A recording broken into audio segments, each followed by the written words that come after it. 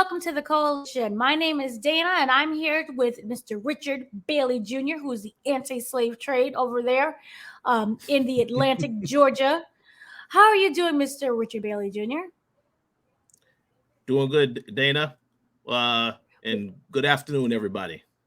Good afternoon, everyone. We are here to talk about the very controversial The Woman King, which is a movie starring Viola Davis as a fierce general. Now, we're going to kind of get into what this is all about, also talk about what we liked, kind of what we didn't like, and some of the controversy behind this. And we're going to label this as the good, the bad, and the ugly, because there are some ugly parts about this whole situation that people have a lot to say about. So, kind of just diving in very quickly, we're going to talk about what the movie actually is about without any kind of big major stuff. So, The Woman King is inspired. It is not based on a true story. The people in it are based. This is a real tribe, but these are fictionalized characters, for the betterment of the movie.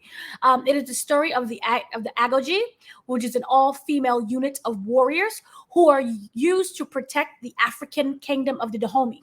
This kind of takes place in the 1800s during the Atlantic slave trade. And we see that this is a very fierce group of warriors. They are fighting, very tactical skills. They are the ones who are running around. They can fight toe-to-toe with men. They are very fierce. They are very, how would you describe it? I would say that they are someone that other people kind of are in fear of.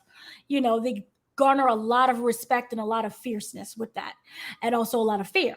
So this is kind of inspired by true events, where it follows the journey of General Nanesca, who is part of this tribe, as she kind of trains the next generations of recruits, and she's kind of readying them for battle against the Oe. Oh my goodness, the Oe. Ayo. The Ao is the Ao kind of warriors, and then they're battling out, and there's a lot of conflict between territory and slave trade, and it can get very messy at times. And so there's a lot of underlying stories and a lot of plot that also helps to drive the story forward. But overall, this is kind of two warring groups in the middle of the 1800s, and they're both incredibly fierce, and we kind of see that each one is saying that they're going to destroy their way of life if they continue. So you kind of see, and you're wrapped up in this huge battle. So overall, I thought this movie was phenomenal. I thought this was incredibly well choreographed. I thought the script was very tight. There were some Hollywood moments that I'm like, I don't really appreciate. But overall, in what Hollywood could have brought this could have been a very cutesy kind of movie. This could have been something that was laid heavily into the romance, and it could have been something that was a complete mess. I thought for what it was one of the best movies of the year. However, for me, the more you think about it, you understand how problematic it could be. So, what are your thoughts on this, Mr. Bailey Jr.? Well, I think that's a very good analysis of the film. In my personal opinion, and this is just my opinion, I think this is the best movie of the year so far. I think Viola Davis and the entire cast, they were outstanding. I think the main reason why I love this movie is that, once again, this is a story that I have never really heard about. And I kind of feel like Hollywood is in a position where they are able to tell a lot more stories, but instead they just decide to recycle and rehash old concepts instead of focusing on stuff that actually matters. I felt when I went to go see that movie, Hidden Figures, I felt the exact same way when I saw this. I'm like, why haven't I heard about this story? Why have I not seen any movies about this particular tribe? So I think it is very much essential viewing for people to see. Not just the fact that they were warriors and they held their own, but they captured everything in there. How they responded as a group. They knew there was a time to fight, and then there was a time to show care and concern for others. I mean, I think that was important. But overall, yeah, I enjoyed the movie. I've been telling everybody that they need to see it. I see right now that this movie, I believe the budget was 50 million. It was number one at the box office, but it has only made 19 million. So I definitely want people to go see this movie and support so that they can see more stuff like this in the future. But yeah, I thought it was outstanding. I didn't have any real complaints, but I definitely want to hear about the criticisms because the controversy as well, as you said. Well, kind of going to bounce off a little bit with the good a little bit. I do want to say the way how they portrayed this group of warriors, this incredible fierceness, I felt it. I didn't feel like I had to be told, oh yeah, they're really great. They're really great. You saw this from the very opening credits of that battle scene when they was after the AO tribe. I was floored. I've never seen Viola Davis be, and she's phenomenal, by the way. I love everything that she's done, except for the First Ladies is Michelle Obama, because that was a mess. But I've never seen her be more commanding in a role where I will follow you into battle. You said we ride at dawn. I'm there at 4 a.m. What's up? What we doing? I felt that this was such an incredible portrayal of Black women, and to see that Hollywood would do that, a white Hollywood studio would do that and show us in our fierceness. And it was inspirational in terms of, and I'll get to the ugly part because I know what people are going to say, but I thought that it was inspirational to see on screen Black women being incredibly fierce, men being afraid of them. You had, do not look them in the eye. People are not like this. They look at you. They're a part of the kingdom. You're not allowed to come in. You do not talk to them. And it showed that they had such discipline as well. There were the rules of we do not marry, we do not have children, we are family. And you showed, yes, they're fierce warriors, but you also saw the sisterhood in it as well. You saw how they took care of each other. You saw that the love that they had for not just each other, but for their country and for their king. And you also saw a king that had much respect for these women, who I felt when watching this, he would be completely lost if they was to all abandon him. He would be completely vulnerable. And in a way, it kind of reminded me of, what was it? Robert Pattinson's role as the king in The Green Knight, where he was like just kind of like completely aloof and think he knew everything, but was easily killed in like 2 seconds in the battle because he was just an idiot. John Boyega really kind of played this king where he was kind of aloof, but also trying really hard to be a king, but also trying to respect the women, the tribe. And then also we had other elements of all the different wives that was in there. But I felt that overall, to see a movie about Black women being portrayed this way in such fearlessness was just amazing. On top of that, the cinematography. These are dark-skinned women. And for people who don't know, melanin absorbs the light. So it is difficult sometimes to light darker skinned women. Oprah Winfrey talked about this years ago. She had to hire her own lighting team for the Oprah Winfrey show because the melaninless people don't exactly know how the light works with us. And so we end up looking like a mess. There was also Vogue. It was I think it was Vogue Africa that did a whole photo shoot and they couldn't light anyone or 2 cents. But the lighting in here, the cinematography in here, the battle scenes, oh my goodness. It was incredible. And even the story where I was like, let's get a little too Hollywoodish with the whole daughter and the under the multiple different plot stories that they had and the romance. Well, I'm like, I don't like romance. Why are you here?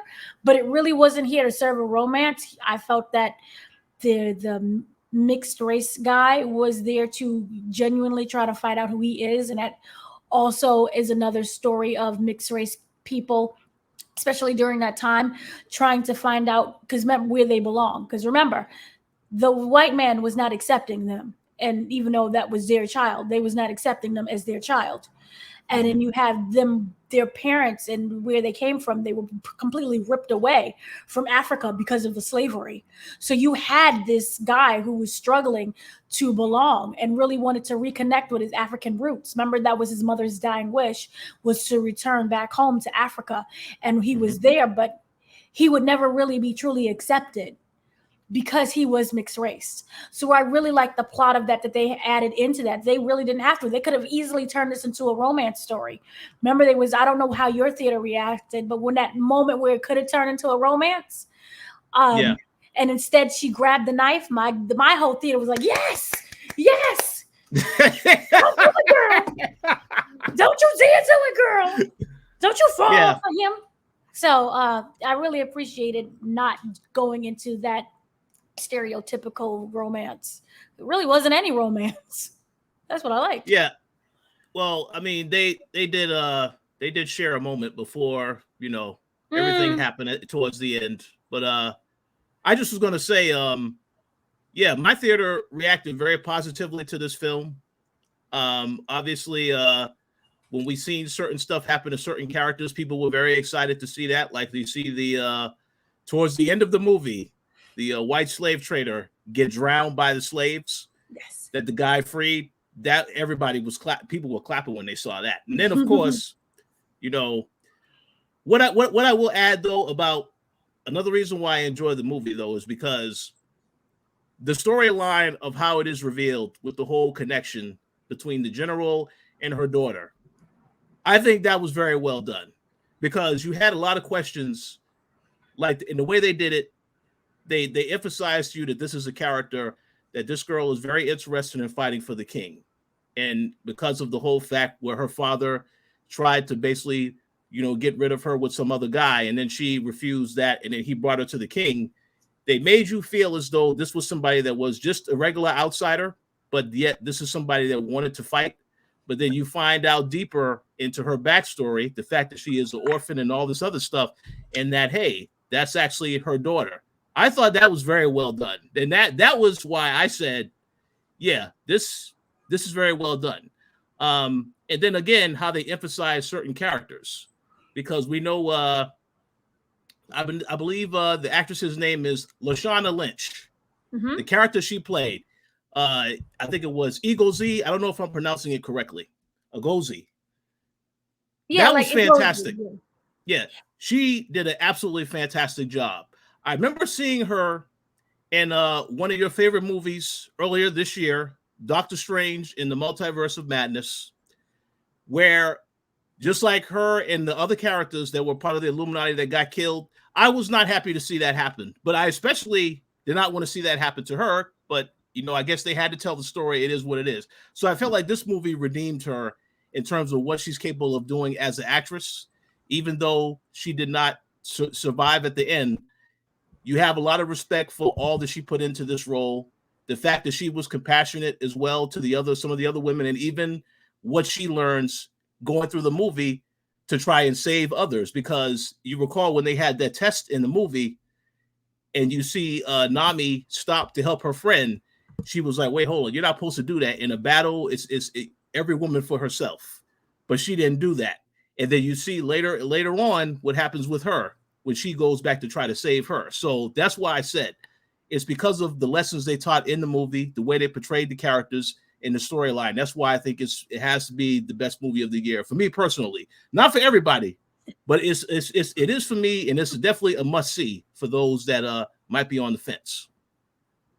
See, kind of going back on that, I really hate foreshadowing, so I didn't like that line. One or two things happened was I knew not to get attached to any characters because we're still in war. So automatically when she came on screen, I couldn't help it. I was attached to her. I was like, oh, darn it. And then when she gave the line, "Do not go back in battle. You fend for yourself. Do not look back." That's when I knew. I'm like, well, she's not going to make it. Yeah. And we were right. Yep. And I'm like, oh. Yeah, because she didn't have anything going on. She did not ever want to pursue love or any other stuff. It was just about fighting and living to fight another day until you die. That was kind of everyone's theory. Because even if you looked at Viola Davis's character, that whole plot line of being raped. So yeah, that's true. It wasn't like I fell in love with the man and then I had a baby, but I had to give the baby away. Exactly. No, you're 100% right. The reason why that storyline, it definitely goes full circle though also is because You realize why she is so cold and stern. And then when you find out about the raping, and then you see, like, I mean, people were genuinely very emotional towards the end, when she actually acknowledged her as her daughter. They were very emotional in there. Even I felt emotional when I saw that, because I was waiting for that to happen. Because you see how Viola Davis is as the character. She's just such a commanding force. She's always thinking about the battle. So when she takes a moment to become vulnerable, that was just excellent acting, and that shows you the range of what she's capable of. That's why I say, yeah, that was very well done. And the creativity to put a shark tooth in a child, like who would have ever Oh thought yeah.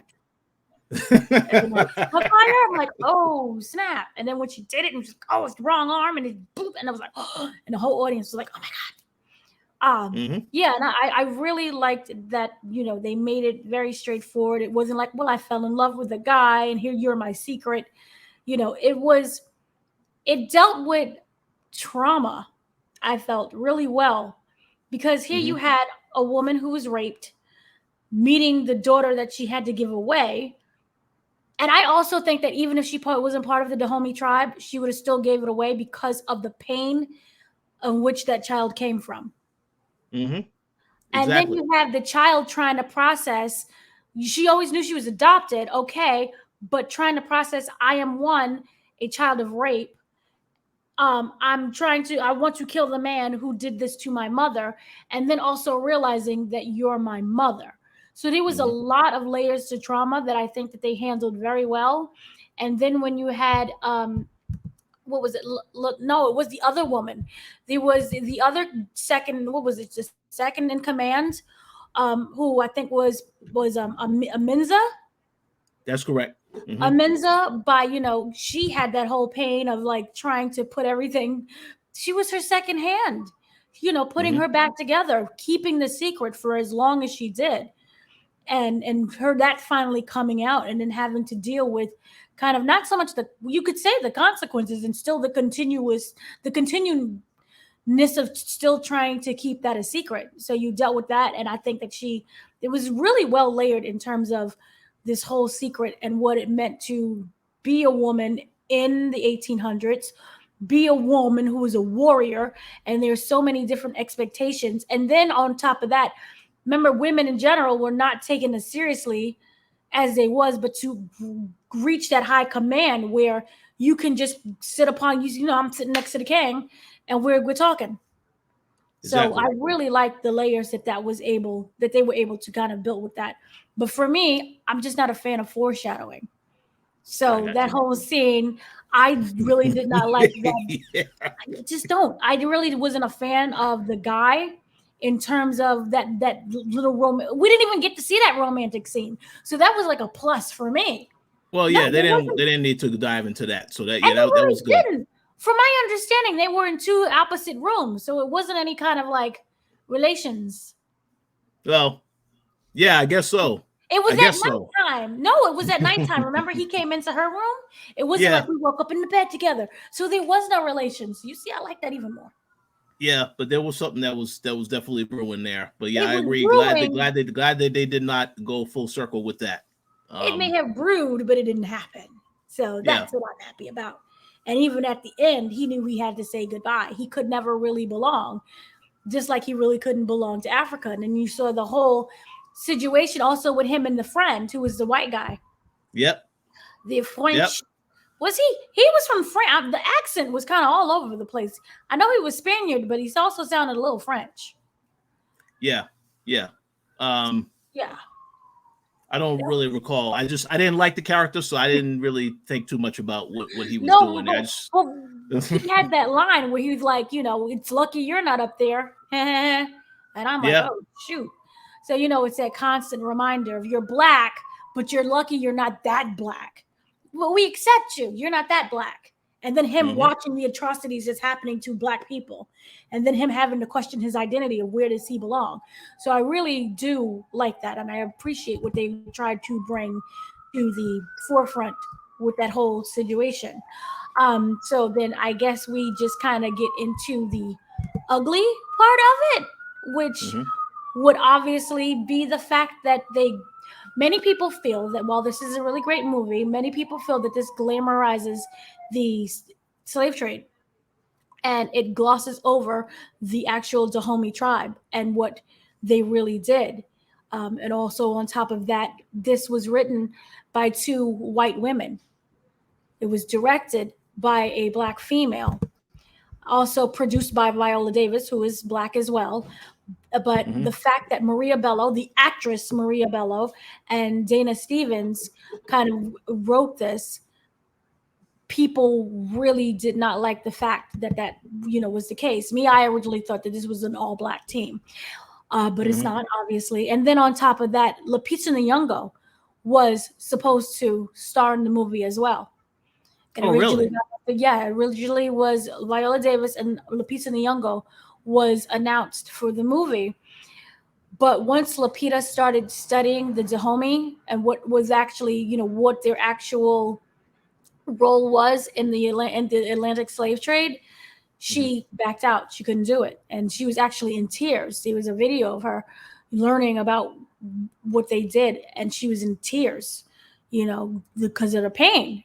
Essentially, for those who do not know, the Dahomey tribe is an actual real tribe based in Africa who were they played a very large role in the slave trade. So that is what people are very kind of upset about, that it glamorizes people who actually sold Africans into slavery. So the hard thing about the Dahomey tribe is that while it celebrates their fearlessness and their tenacity and how they were able to fight so many people and fight men and kind of build their own society, the truth is the Dahomey was right there with the Atlantic slave trade throughout the 17th and 18th century. Even though they could not do their slave trade no more, we cannot be free unless we truly free ourselves. That's kind of what John Boyega was saying at the end. And remember, there was that whole kind of subplot of selling palm oil. And we're Mm-hmm. going to, instead of doing the slave trade, we're going to be a part of palm oil. That is true. They did do that, but they realized that it wasn't as profitable as the slave Mm. trade. So they immediately went back to slave trade. Wow. So yeah. So that's what I'm saying. The summarizes that. And if you really look at it, that one line kind of felt like a throwaway. Even though in my theater they was like, yeah, they were clapping. Overall, if you look at the real landscape, that's a throwaway line. So those who don't know, kind of between 1851 and 1852, the British kind of they imposed a naval blockade on parts of the Dahomey that forced the tribe to end the exportation of slaves from their bases. Not because, all of a sudden the British didn't anymore. It was because the Dahomey were so involved with the slave trading that the European countries couldn't get their share in as well. So they had to put a Mm-hmm. stop to them doing the slave trade. So this is not something that's really to be celebrated in terms of that. And in fact, I believe it was the French finally, we see, like, here is the big, what was, like, I guess you would call it kingdom area, where you would see, like, I don't know how you would properly call it, but it was like the castle of where they was at, their home in Yeah. that empire that was colonized by the French Oh. eventually. Oh. So yeah, so the movie, you could argue, kind of glamorizes or completely glosses over that, they were so involved in the slave trade. And if you really look at the movie, the only time where they realized that slave trade was wrong was when the Dahomey tribe was also getting sold as well. Mm-hmm. Remember that whole Mm-hmm. line of, oh, we're gonna leave business as businesses. I'm sorry that these three got captured, but for the betterment of the tribe and the betterment of the company and the empire, I said the company, of the country and the empire that we're creating, we have to do this for the greater good. But remember, it wasn't until they got captured was when um Nanesca and the rest of the tribe really went out there to kind of stop what was going on. So Yeah, it was kind of one of and those things of like, we're good with it, but not in my backyard. the king had told her not to do that. That she said Hmm. no because obviously her daughter was there. That changed the situation. Right. And Um, if it wasn't her daughter being it- involved, where are we going with yeah, this movie? yeah, I know. I understand what you're saying. Um, well, I didn't know a lot of that stuff. Hmm. I didn't know that there was some controversy, so I definitely understand that point of view now. I think it's important for you to tell a story and be honest and truthful with everything that actually happened. Um, I think one thing I will say is I did watch The Breakfast Club earlier today, and I saw that Viola Davis was on there with the director and of Yeah. course the other actress, and she said that it took her 7 years to get this movie done because she Hmm. had submitted it to try to get it done. So I understand that. I believe what their mindset was that they feel it's a very empowering movie to just show you what these women did, what they were capable of, to show that image because we don't see enough of that image. And I think that's what their mindset was, which is why they pushed so hard to get this out. But I do agree that they probably should have been a little bit more honest with some of the stuff that happened because I didn't know because again coming into this, again this is not a story that I heard about previously. I Hmm. do believe if you seek out the information, you'll get answers. But if it's not something that you've seen in media yet, then you already have an idea of of what you think happened. But you definitely have to go out and seek the information as well to see how much stuff has actually changed. So that's important. Yes. Um, so I agree. I agree with it. So now that I understand that, yeah, I understand exactly where the criticism come from for Right. sure. And also King Gazo, who was played by John Boyega, he was very ruthless. He was Hmm. not kind of the timid man that we see in the movie. He was very ruthless and he ruled the Dahomey from 1818 to 1851. And that meant that he was hugely part of the Atlantic slave trade throughout the end of his reign. And Hmm. the guy who ended up playing the mixed race, remember, I think he was Brazilian black, or you would Yeah. say he was speaking, remember, he was speaking Portuguese. He actually helped the Gazo. Well, he helped the king, basically. Um, so he helped him gain power and to continue in the Atlantic slave trade. Oh So wow. what I Wow. mean by a So lot of Hollywood glossing, it was a lot of Hollywood glossing over. So you can easily say, yes, this is a movie. They changed some parts. That's true. But to really tell the story of what happened with the slave trade, it seems like everyone is kind of, you can argue, you be afraid to tell the truth about what mhm. happened. So there Wow. really wasn't any kind of savior in real life to save people from what was really going on. So Well, I have to say, after hearing this, I'm rather disappointed. Obviously, I didn't know some of this other information, mhm. but I guess it's a lesson that we all have to seek out the actual information to make sure that things are being captured correctly. We do know a lot of times Hollywood will change certain aspects of a storyline to better dramatize or to try to give the audience something to connect to. Mhm. But in the case of this, you definitely have to the source material. It should be followed to a T. Right. So it's disappointing to hear that. Um, I will say that as you mentioned earlier, the portrayal of the actual warriors, the female warriors, you said that was heavily based off of the tribe that they portray in the Black Panther. Yeah, yeah. Uh, The Dormalai is actually inspired by the okay, Dahomey. so I just want to say I see that because when I went to go see Black Panther, that is the one thing that everybody said. The way that they have the women warriors in that movie, just phenomenal. So I understand, and I can see how they got that inspiration for this. Hmm. Um, but yeah, that's man. Them criticisms, I didn't know that, so it kind of makes me think about some other things now. I don't know if that's a positive thing. But to kind of play devil's advocate, it's a movie.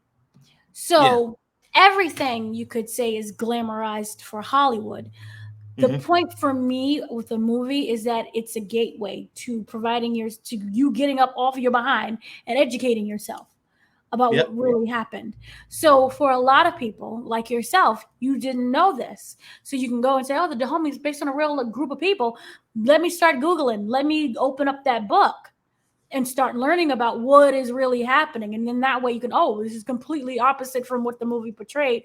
But let me educate myself on what it really happened, what really happened. And that overall can open up the topic of discussion for a lot of things, just in general, from colonization to slave trade to all of these different characters, including the different warriors. This is not just the only group of all female warriors at all. There are plenty of other tribes like that. So it opens up your mind to a lot of what is going on in just real life and what else Hollywood may whitewash or downplay.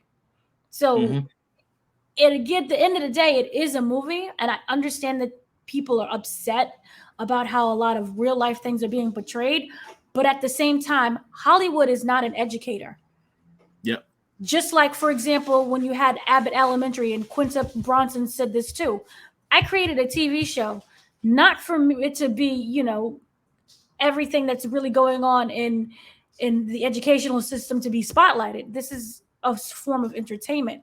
I'm not your teacher. You go and teach your own self, and you go and Google and figure things out for yourself. Hollywood should not be held to that kind of standard. It is an entertainment format.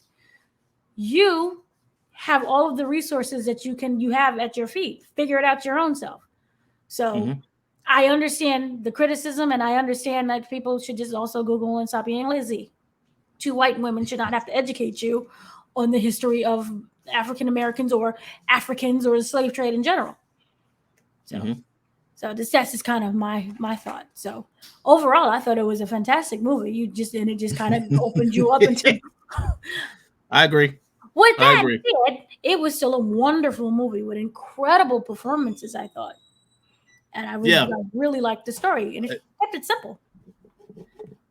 Oh, I agree 100%. I do believe the actress that played Naui, she was in that Underground Railroad series on Amazon, right? I will be very surprised if she is not going to be getting a lot of roles now, because it felt like this was a standout role, but I haven't seen any of her other stuff. She stood out to me in this role, obviously. So I would imagine she'll probably be getting other offers about other opportunities soon. But you would know better than me, so you let me know. Yeah. No, no. She is incredible. I don't know what she has coming up, but she is a person who I will definitely keep my eye on, because I just think that the way how she just took this role and made it hers was phenomenal. One of the things that did throw me, she looked so young. I thought the character was 13 the whole time and not 17. I'm yeah, like, she's 13. actually She's actually 31. Yeah, that's why I say, yeah, she's very convincing, to be a lot younger. Black don't crack. Black don't crack unless that black does crack. But I look forward to everything that she's doing, and I look forward to, everyone else. This really kind of made me say, like, why isn't Viola Davis in Black Panther? What's going on? Yeah, that's a good question. I don't know. She was like, screw that. I did my own Black Panther.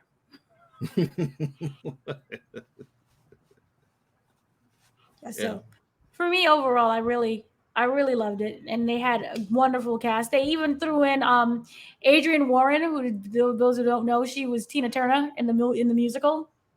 Many people don't know this, but yeah, just overall, really great cast. Don't get too attached to characters, because we are in wartime, and people are not going to always make it in the war. I thought the trial scenes were phenomenal when they had to test the girls. Oh yeah. Yeah. That was just great. So for me overall, I thought it felt like it was really well researched and then whitewashed. I agree. So is there anything you would like to add? No, I would definitely say, for those that are interested in the movie, I will go check it out.